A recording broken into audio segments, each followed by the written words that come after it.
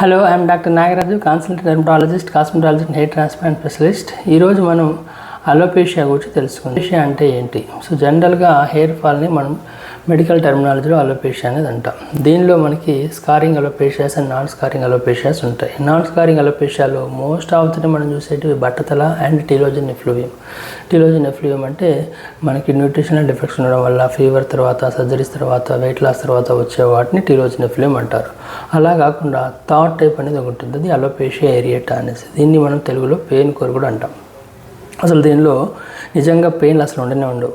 నిజానికి చెప్పాలంటే it's an auto immune disorder. దీనిలో మనకి సరిగా నిద్ర లేకపోవడం వల్ల, విటమిన్ డి డెఫిషియన్సీ ఉండడం వల్ల, స్ట్రెస్ లెవెల్స్ ఎక్కువగా ఉండడం వల్ల, దాంతోపాటుగా మనకి న్యూట్రిషనల్ డెఫిషియన్సీస్ ఉండడం వల్ల, అండ్ ఆటో ఇమ్యూన్ థైరాయిడ్ కండిషన్స్లో, అండ్ బొల్లి సొరియాసిస్ అట్లాంటి కండిషన్స్ ఉన్న వాళ్ళలో అలోపేషియా ఏరియేటా అనేది ఇంకా ఎక్కువగా వచ్చే ఛాన్స్ అనేది ఉంటుంది. అండ్ ఆల్సో పోస్ట్ కోవిడ్ ఎరాలో కూడా మనకి ఆఫ్టర్ వ్యాక్సినేషన్ అలోపేషియా యొక్క ఫ్రీక్వెన్సీ అండ్ ఇన్సిడెంట్స్ అనేది పెరిగిపోయింది. సో దీనిలో ఏంటంటే మన యొక్క ఏవైతే తెల్ల రక్త కణాలు ఉంటాయో మన యొక్క హెయిర్ ఫాలికల్ని అటాక్ చేస్తాయి.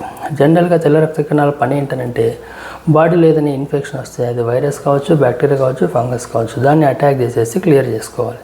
ఒక్కొక్కసారి స్ట్రెస్లో పడ్డప్పుడు ఇరిటేషన్ మోడ్లో తన పర అనే డిఫరెన్స్ లేకుండా ఒక్కొక్కసారి మన బాడీలో ఏ పార్ట్ అయినా అటాక్ చేయొచ్చు. అందులో హెయిర్ని ఒకవేళ అటాక్ చేస్తే వచ్చేదాన్ని అలోపేషియా ఏరియేటా అంటాం. సో ఈ అలోపేషియా ఏరియేటాలో మన ఇమ్యూనిటీని మనల్ని అటాక్ చేస్తుంది కాబట్టి simply in a normal way we are rejecting our own hair కాబట్టి so first thing is to do is get a good number of test and దాని తర్వాత ఇమీడియట్గా డ్యామేజ్ కంట్రోల్ చేసుకోవడం. ఎందుకంటానంటే alopecia areata 50% of the time it can progress to alopecia totalis and alopecia universalis or extensive alopecia areata. మిగిలిన 50% of the time ఈ ఫ్యాక్టర్స్ని మనం correct చేసుకుంటే ఆటోమేటిక్గా మనకి 6 months to 1 year టైంలో రికవర్ అయ్యే ఛాన్స్ ఉంటుంది. So any alopecia areata 50% of the time self recovery ఉంది, 50% ఆఫ్ ద టైం కంపల్సరీగా మెడికేషనల్ పార్ట్ ఉంటుంది. సో కాబట్టి అలోపేషియా అయినప్పుడు don't take any chances because 50-50 is too much gambling. So always consult a doctor and don't use any Nepali ginja or other irritating therapies. దానివల్ల ఏమవుతుందంటే మన యొక్క ఇమ్యూనిటీకి ఇంకొక బిస్కెట్ వేస్తున్నాం, హెయిర్ నుంచి వేరే దానికి షిఫ్ట్ చేస్తున్నాం. దానివల్ల హెయిర్ రికవర్ అయినా అక్కడ స్కిన్ అనేది డ్యామేజ్ అవుతుంది. తర్వాత పర్మనెంట్ స్కార్స్ అండ్ పిగ్మెంటేషన్స్ అట్లాంటి కాంప్లికేషన్స్ రావచ్చు. సో ప్రాపర్గా ఒక డెర్మటాలజిస్ట్ పర్యవేక్షణలో మనం రీజన్ ఎందుకు వచ్చింది, మనకు అలోపేషియా ఏరియేటా అనేది అసలు మనకు రావాల్సిన దుస్థితిలో మనం ఎందుకు అక్కడికి చేరుకున్నాం అనే దాన్ని క్లారిటీ తెచ్చుకున్నాక ప్రాపర్గా మనం ట్రీట్మెంట్ అనేది ప్లాన్ చేయాలి.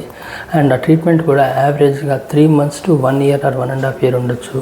కొంతమందికి సింపుల్ కేసెస్లో ఈవెన్ 2 to 3 months తర్వాత మెల్లిగా స్టాప్ చేస్తే చాలా వరకు రికవర్ అయిపోద్ది. కానీ set and subset of event may require very long term treatment, maybe 6 months or 1 year or 2 years. ఎందుకంటే మన యొక్క ఇరిటేటెడ్ ఇమ్యూనిటీ ఒకసారి ఇలా చెప్పగానే నార్మల్గా అయిపోదు. It will take a lot of time. So some times few months to few years also. So మనం ఏ కేటగిరీకి బిలాంగ్ అవుతున్నాం అనేది important.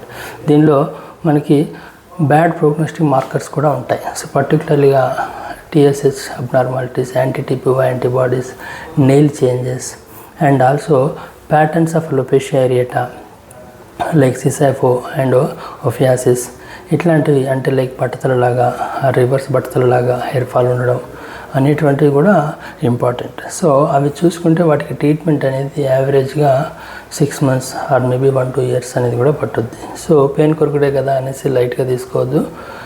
Get treated and get examined properly by dermatologist and then come to know which part of defect you are having and where to correct it and how long should I use.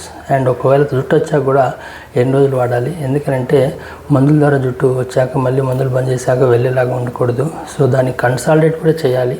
So consolidation phase ఎన్ని రోజులు ఉంటుంది, ఆ తర్వాత withdrawal phase ఎలా ఉంటుంది, ఇవన్నీ కూడా మనకి రెగ్యులర్ టచ్లో ఉంటేనే డాక్టర్ గారితో మనకి మన పరిస్థితి ఏంటనేది ఐడియా వస్తుంది. So any alopecia areata. So మీకు ఇంకేమైనా డౌట్స్ ఉంటే లెట్ మీ నో.